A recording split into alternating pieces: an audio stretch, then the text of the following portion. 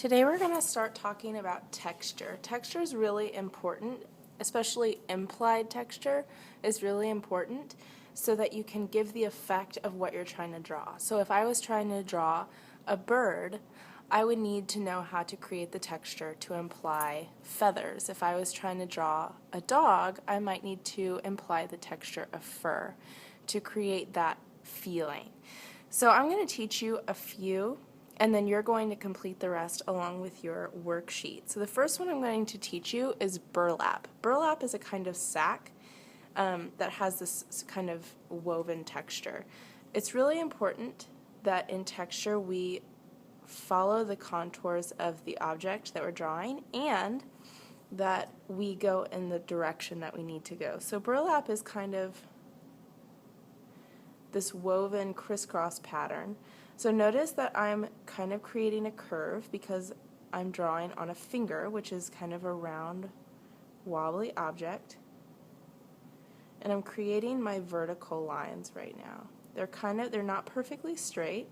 They're curving with that finger, and they're going to get smaller and closer together as they get to the edge because they're going to curve around, so it's going to look smaller because it's farther away from you. So now that I have my vertical lines, I'm going to start creating my horizontal lines. These aren't going to be perfectly straight because remember they're curving with that finger, so they're actually going to curve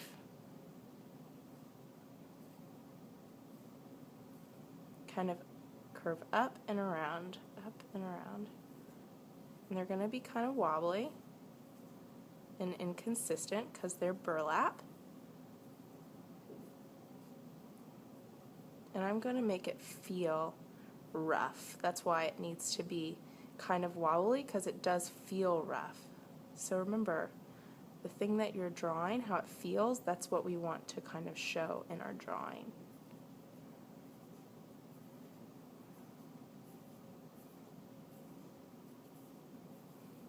Okay, so now that I've created this kind of crisscross texture, I'm going to go back in and kind of make some little spikes, because every once in a while that burlap will kind of come loose and it needs to be rough. It kind of has like little spots.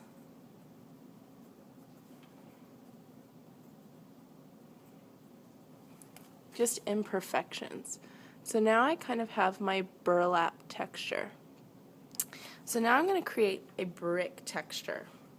Brick is also rough and inconsistent, and it's also going to curve with that finger, because remember a finger is a kind of round object, so it's going to curve with it.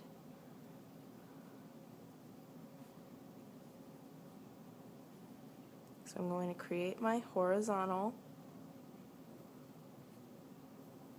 stripes, and now I'm going to create my vertical stripes. Remember that brick doesn't go even all the way down. It kind of rotates.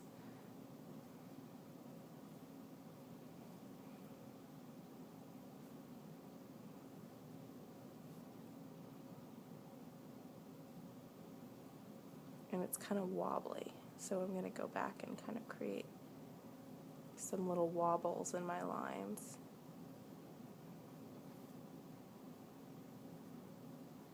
It's not perfect, it's kind of inconsistent.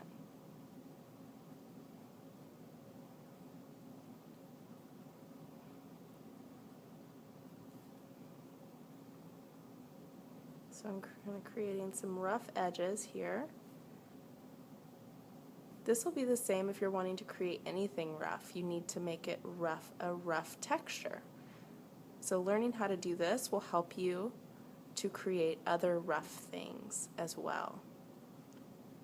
Okay, so now I have my rough lines, and I can go in and kind of add some rough shading.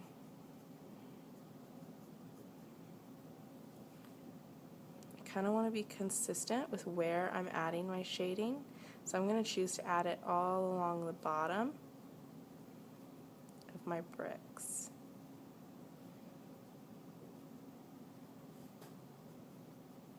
Just going to put in some rough lines to make it look kind of scraggly and brick-like.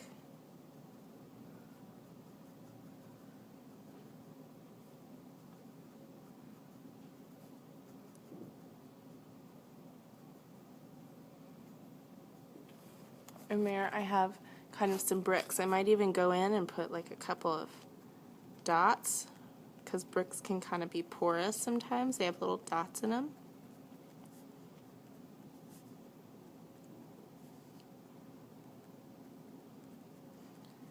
And now I have kind of a rough brick pattern. Okay, so now my last one I'm going to show you is a scale, and then you're going to create the other two according to the worksheet that you have. So scales, again, we're going to follow the finger. It's going to be kind of round and curved, because a finger is round and curved. Scales, we can just do like a W, but ongoing.